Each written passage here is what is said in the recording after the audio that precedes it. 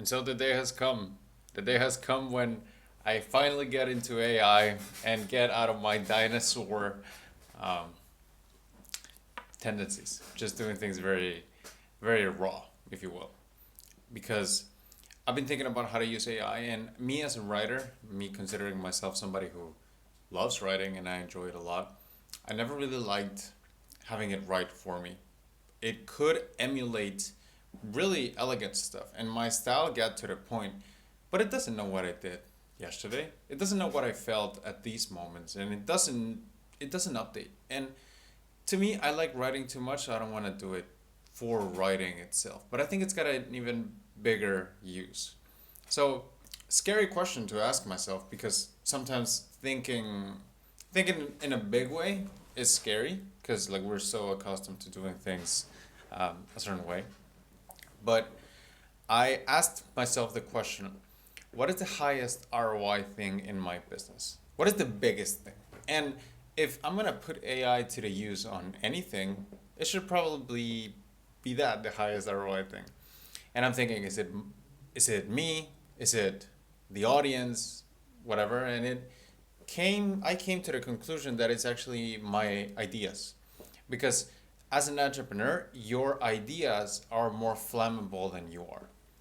Like, for example, the idea likes in cash, right? There's people who are quoting it, they don't even know who I am, and I'm cool with it. There's people who are stealing it in multiple languages, and that's fine, right? Because I personally have a lot of enjoyment from ideas spreading, even though they don't know it came from me, and I like it. And the only reason is not that. It's also that it's highly, highly effective at converting people because in order to get buyers, you first need buy-in. Meaning, like buy, B-U-Y dash I-N, meaning that if you first want to get people into a product, if you want to sell them a product first, it's going to be tough or tougher than if you sell them an idea first. So I'll give you an example. I'm currently running ads. I don't know much about ads, but the ads are selling an offer shell related product, and currently it's self liquidating. So it's doing fine, right? The ad itself, it's not about selling a product, it's to get them to buy into the idea of the offer shell. And from that, me, a complete newbie in ads, can create a self liquidating funnel, even though I've never done it properly. It's because in order to get buyers, you first need buy-in. And the easiest way to do that is by selling an idea, because selling an idea is automatic. It's not like an offer that people like have to consciously decide whether they want to take it or not.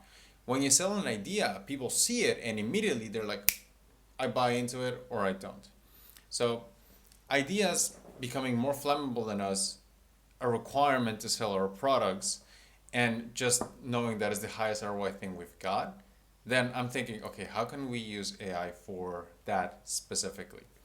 And that's what I'm using it for now. And this is something that I'm actually using. Like sometimes I'll do like some writing stuff and I'm like, it's cool, it does the trick for a while, but then I'm like, I'm not gonna use it again. Right? It's one of those like funny video voice editors. Like I drew myself in ChatGPT in Studio Ghibli once and then I just like never used the feature again because it's just not useful. But this one is because if you can get one big idea, the way I think about it is three big ideas take you to 1 million.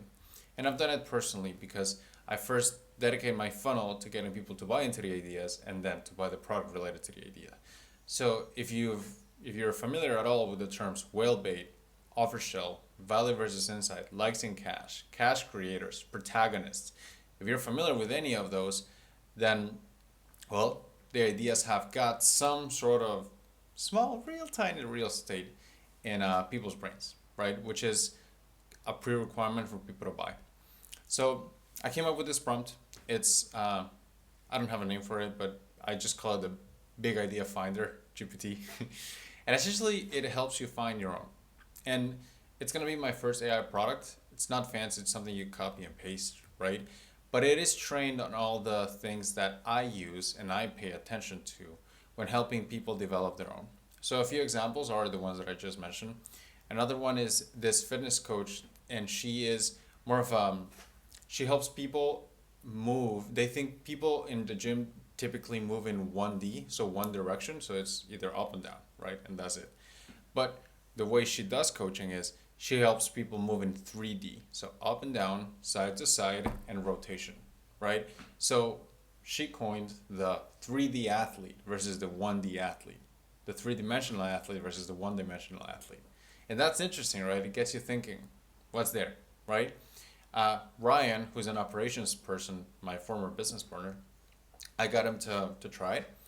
And he actually he's an operations guy, and he got the invisible founder, meaning that great operations should make the founder disappear.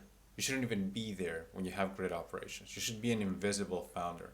And it's like these little coiny terms, right? That they take like a space in people's brains, and then when you sell a product related to that, it's much easier than if you sell the product first.